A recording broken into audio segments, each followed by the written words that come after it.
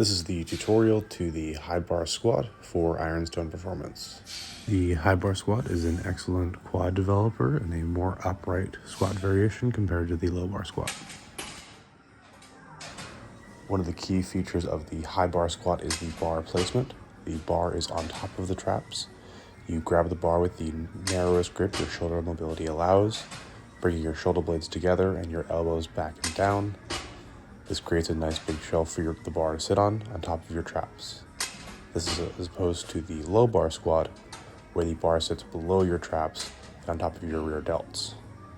The high bar squat typically has a narrower grip than a low bar squat, but the same rules regarding grip width and back tightness still apply. One more time from a slightly different angle. This is the high bar squat on top of the traps, and this is the low bar squat below the traps and on top of the rear delts. The high bar squat, or really any squat variation, begins with taking a breath, walking the bar out, sitting up in your strongest stance, taking a big breath, bracing your core, and descending by spreading the floor, keeping your head as tall as possible. Descending slowly under control, as deep as your mobility allows, and then driving up out of the hole in the same way, but in reverse. One of the keys before unracking the bar or before descending in the squat is a big breath and a brace. You want to take a big breath in and expand your stomach. See how my hand is moving here? As you expand your stomach with that big air, you try to forcefully exhale, but you're closing your throat in order to keep the pressure inside. You should feel the pressure in your abdomen sharply increase. You want to increase intra-abdominal pressure within your abdomen. This will create a much more rigid force for you to drive into the bar and keep your back safe. As you can see here, I'm pushing out.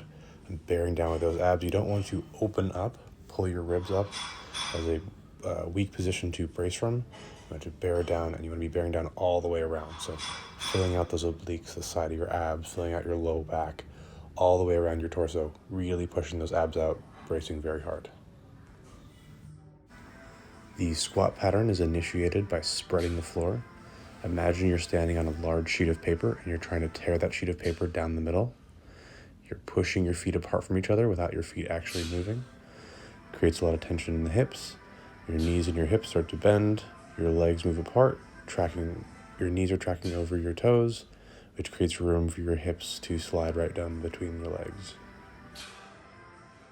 On the way down and the way up, keep your head as tall as possible. You don't want your chest or your head to start to fall and get put on forward. Keep everything as upright as possible, as upright of a torso as you can. Squat as deep as your mobility allows while maintaining a neutral spine. If you are a powerlifter or would like to become a powerlifter, the standard is a little bit more strict. Your hip crease needs to pass below the top of your knee.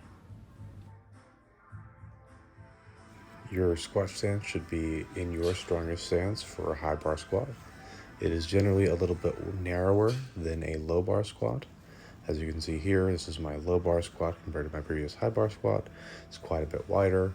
I also recommend a heeled lifting shoe or a plate underneath your heels for a high bar squat. Low bar squat, I prefer flats.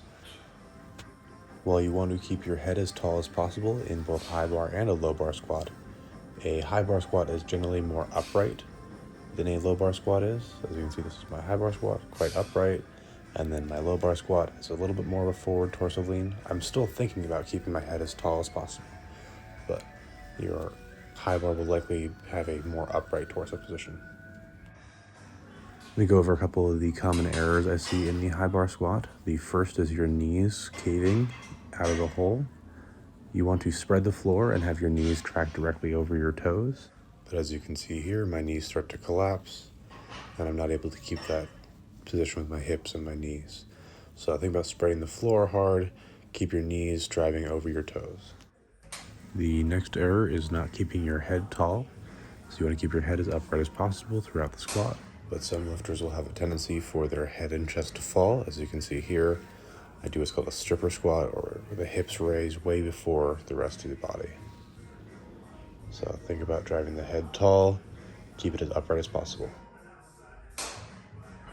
The final error I'm going to talk about is with the eccentric, or the lowering portion of the squat. You want to start slow and then slightly accelerate at the bottom. Some people will start fast and then slow down at the bottom, which is much more challenging to have a powerful squat with. Or another error I see is you start slow like you're supposed to, but then you dive bomb or just relax at the bottom. So you want to start slow and then slowly accelerate as you get to the bottom, like this one here.